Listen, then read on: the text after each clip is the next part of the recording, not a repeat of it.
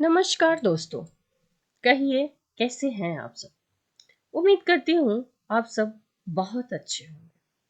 आपकी अपनी पसंदीदा कहानी में आपका स्वागत है। आइए सुनते हैं प्रेमचंद जी द्वारा लिखित कहानी दरोगा जी। आवाज सरोज शर्मा। कल शाम को एक बहुत जरूरत से तांगे पर बैठा हुआ मैं जा रहा था कि रास्ते में एक और महाशय तांगे पर आकर बैठ गए। तांगे वाला बल्कि उन्हें बैठाना नहीं चाहता था, पर इनकार भी नहीं कर सकता था। पुलिस के आदमी से झगड़ा कौन मोल ले। यह साहब किसी थाने के दरोगा लग रहे थे। एक मुकदमे की पैरवी करने सदर आए हुए थे। मेरी आदत है कि पुलिस वालों से मैं बहुत कम बोलता हूँ। सच पूछिए तो मुझे उनकी सूरत से ही नफरत होती है। उनके हाथों प्रजा को कितने कष्ट उठाने पड़ते हैं, इसका अनुभव इस जीवन में कई बार मैं कर चुका हूं। मैं जरा एक तरफ खिसक गया और मुंह फेंक कर दूसरी ओर देखने लगा कि दरोगा जी बोले, जनाब, यह आम शिकायत है कि पुलिस वाले बहुत रिश्वत लेते हैं, लेकिन यह कोई नहीं देखता कि पुलिस वाले रिश्वत लेने के लिए कितने मजबूर किए जाते हैं।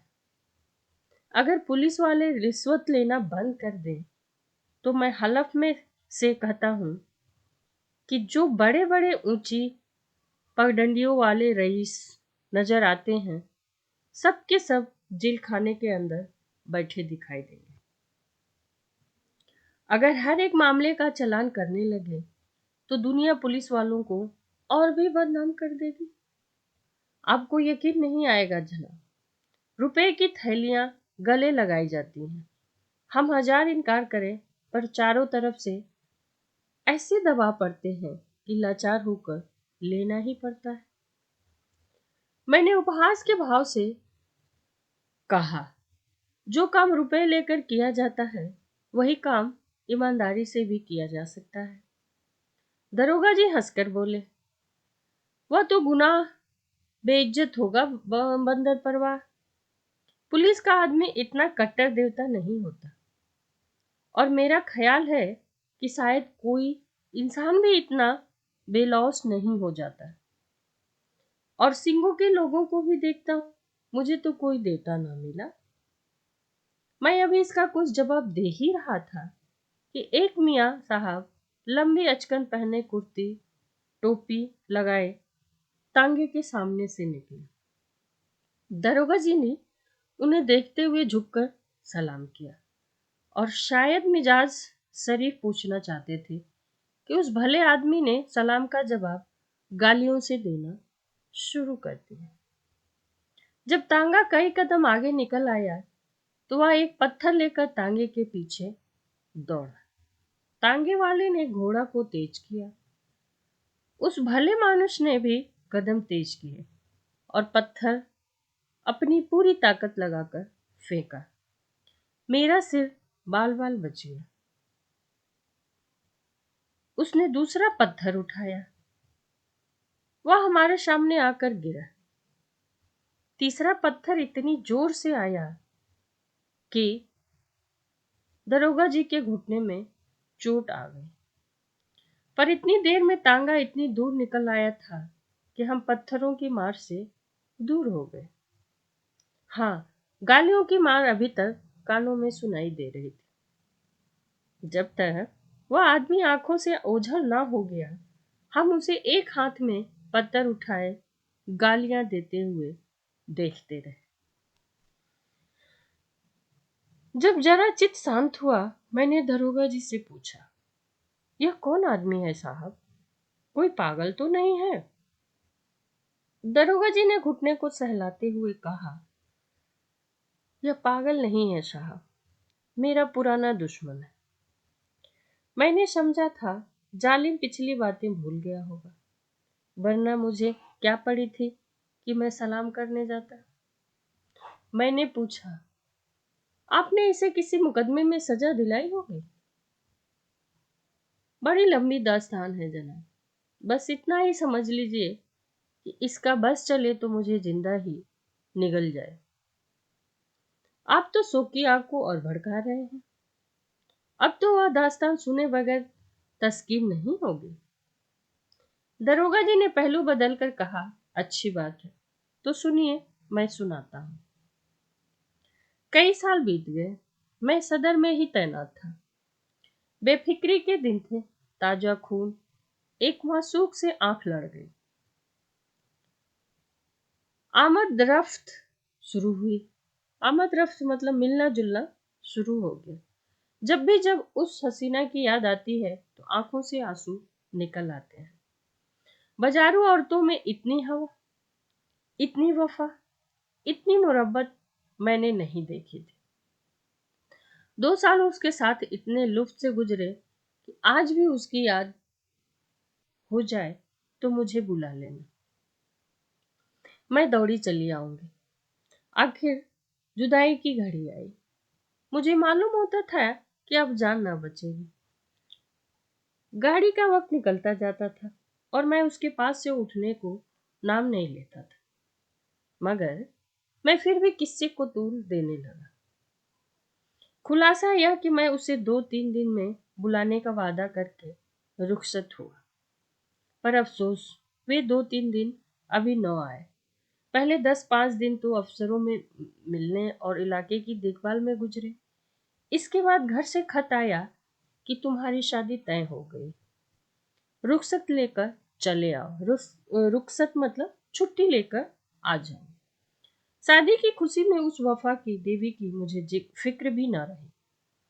शादी करके महीने भर बाद लौटा तो बीबी साथ में थी। रही सही याद भी जाती रही। उसने 1 महीने के बाद एक खत भेजा, पर मैंने उसका जवाब ना दिया। डरता रहता था कि कहीं एक दिन वह आकर सिर पर सवार न हो जाए, फिर बीबी को मुंह दिखाने लायक न रहूंगा।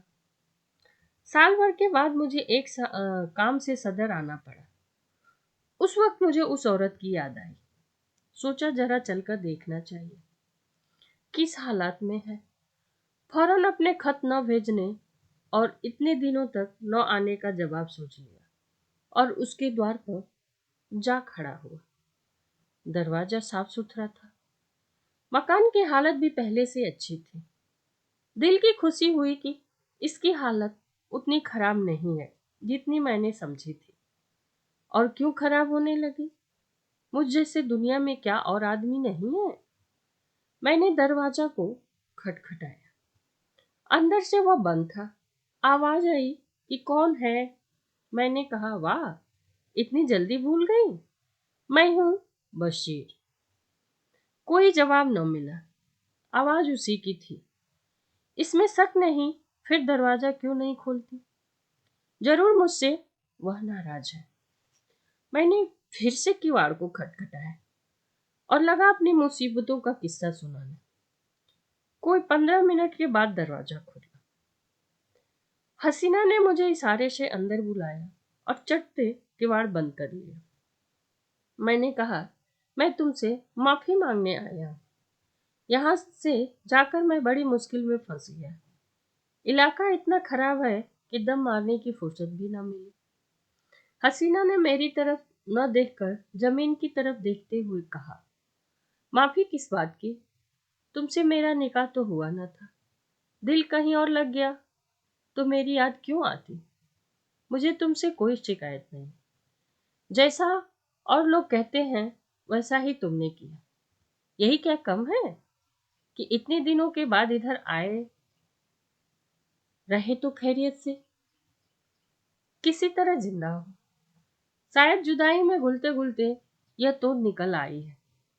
खुदा झूठ ना बुलवाए, तब से दूने हो गए हो। मैंने झेपते हुए कहा, यह सारा बलगम का फिसाद है। भला मोटा है मैं क्या होता?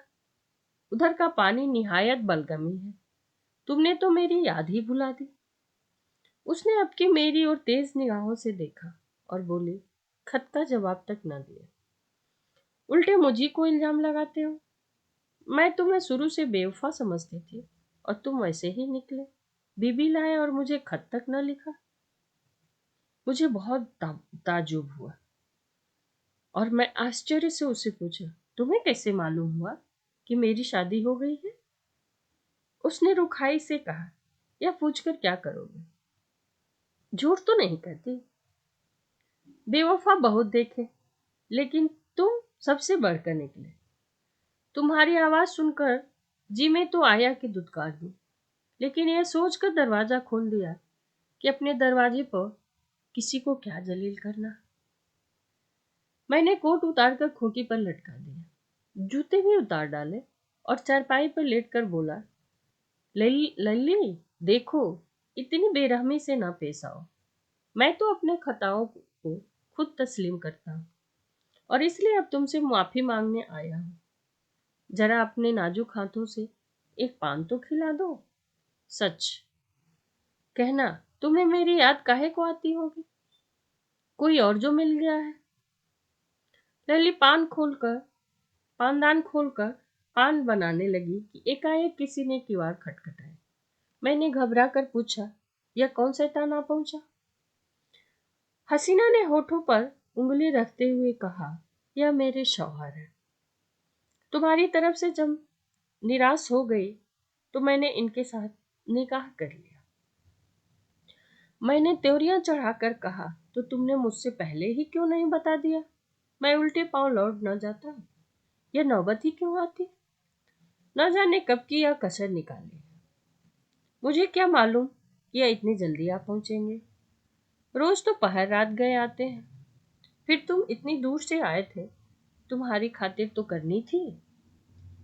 अच्छी खातिर की। बताओ मैं कहाँ जाऊं? मेरी समझ में खुद कुछ नहीं आ रहा है। किस आवाज में फंसे? इतने में उन साहब ने दरवाजा फिर खटखटाया। ऐसा मालूम होता था कि किवाड़ को ही तोड़ डालेंगे। हसीना के चेहरे पे एक रंग आ जाता था, एक रंग आता था और एक रंग चला जाता था। बेचारी खड़ी कांप रही थी।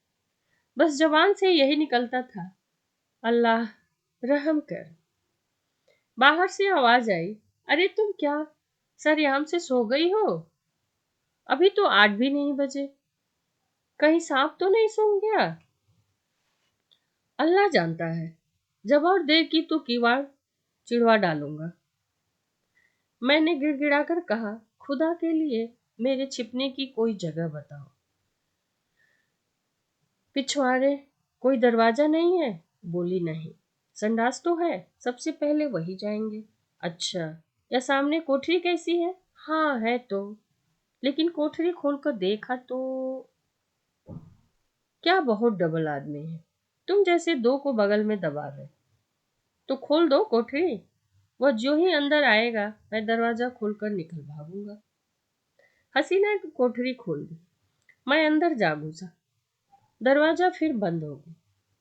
मुझे कोठरी में बंद करके हसीना ने जाकर सदर दरवाजा खोला और बोली, क्यों किवाड़ तोड़ डालते हो? आ तो रही थी। मैंने कोठरी के किवाड़ों के दरवाजे से देखा। आदमी क्या, पूरा देव था। अंदर आते ही बोला, तुम सारे शाम से ही सो गई हो? हाँ, जरा आंख लग गई थी। मुझे तो ऐसा मालूम हो रहा था कि तुम किसी से बातें कर रही हो। बहम की दवा तो कहीं नहीं मिलती है। मैंने साफ सुना, कोई ना कोई था जरूर, तुमने उसे कहीं छिपा रखा है। इन्हीं बातों पर तुमसे मेरा जी जलता है। सारा घर तो पड़ा है, देख क्यों नहीं लेते? देखूंगा तो मैं जरूर ही, लेकिन तुमसे सीधे साधे पूछता हूँ, बतला दो कौन था? हसीना ने कुंजियों का गुच्छा फेंकते हुए कहा, और कोई था तो घर में ही होगा ना। लो, सब जगह देखाओ, सुई तो है नहीं कि मैंने कोई उसे कहीं छिपा रखी है। वह शैतान इन चकमों से न आया, शायद पहले भी ऐसा ही चरखा खा चुका था। कुंजियों का गुच्छा उठाकर सबसे पहले मेरी कोठरी के द्वार पे आया और उसके ताले को खोलने की कोशिश करने लगा। गुच्छे में उस ताले की कुंजी थी ही नहीं। बोला, इस कोठरी की कुंजी कहाँ है? हसीना ने बनावटी ताज्जुब से कहा, अरे तो क्या उसमें कोई छिपा बैठा है? वह तो लकड़ियों से भरी पड़ी है। तुम कुंजी देती हो या नहीं? तुम भी कभी कभी पागलों से काम करने लगते हो। अंधेरे में कोई सांप बिच्छू निकल आए तो ना भैया, मैं उसकी कुंजी ना दूंगी। बला से सांप निकल आएगा, अच्छा ही तो हो, निकल आए। इस बेपर्याई की जिंदगी से तो मौत ही अच्छी है। हसीना ने इधर उधर तलाश करके कहा, न जाने उसकी कुंजी कहाँ रख दी, ख्याल ही नहीं आता है। इस कोठरी में तो मैंने और कभी ताला नहीं देखा। मैं तो रोज लगाती हूँ, शायद कभी लगाना भूल गई होंगी, तो नहीं कह सकती। तो तुम कुंजी नहीं दोगी? कहती तो हूँ, इस वक्त नहीं मिल रही है बाबा। कह देता हूँ, कच्चा ही खा जाऊंगा। अब तक तो मैं किसी तरह जब्त किए खड़ा रहा।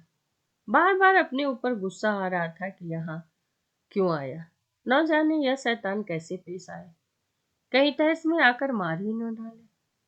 मेरे हाथों में तो कोई छुरी भी न थी। या खुदा, अब तू ही मालिक है।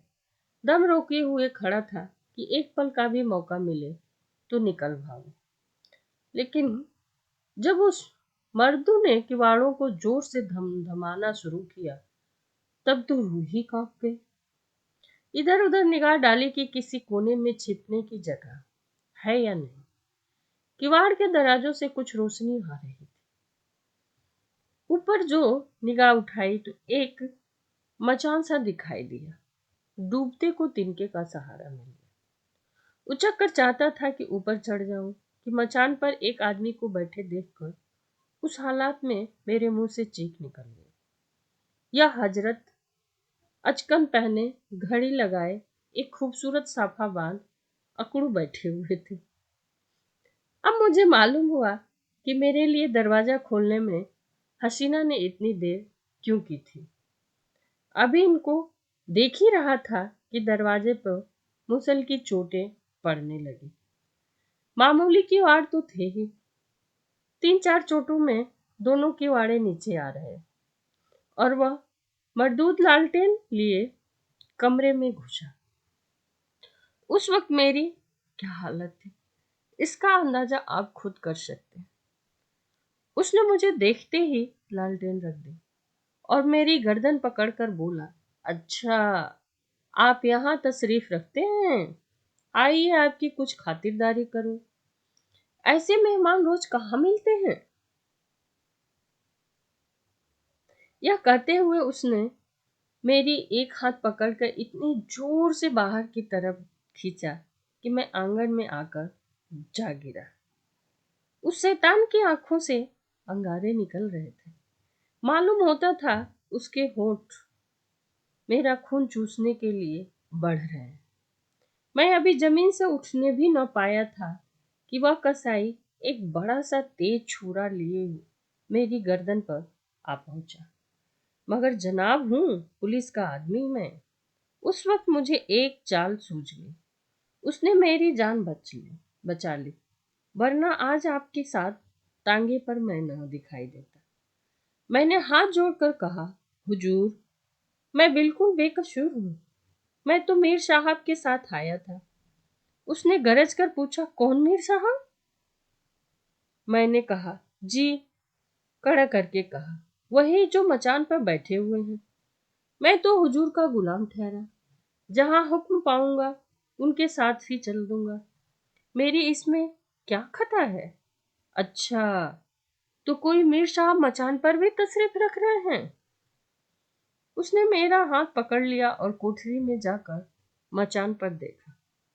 वह हजरत सिमटे सिमटाए भीगी बिल्ली बने बैठे थे।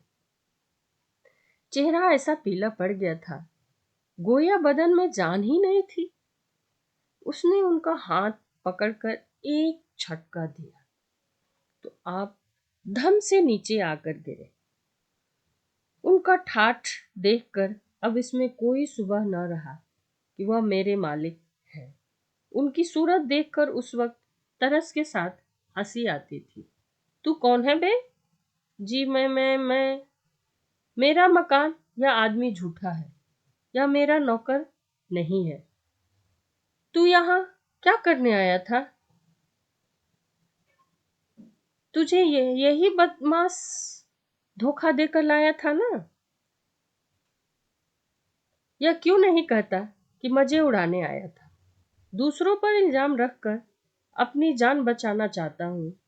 सुअर, ले तू भी। अब क्या समझेगा कि किसके पाले पड़ा था?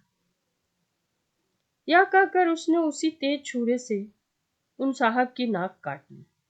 मैं मौका पाकर बेतहासा भागा, लेकिन हाय हाय की आवाज मेरे कानों में आ रही थी। इसके बाद उन दोनों में कैसी छनी हसीना के सिर पर क्या आफत आई, इसकी मुझे कुछ भी खबर नहीं। मैं तब से 20 बार सदर आ चुका हूं, पर उधर भूल कर भी नहीं गए। यह पत्थर फेंकने वाले हजरत वही है जिनकी नाक कटी थी। आज न जाने कहां से दिखाई पड़ गए और मेरी शामत आ गई कि मैं उन्हें सलाम कर बैठा। आपने उनकी नाक की तरफ शायद ख्याल नहीं किया।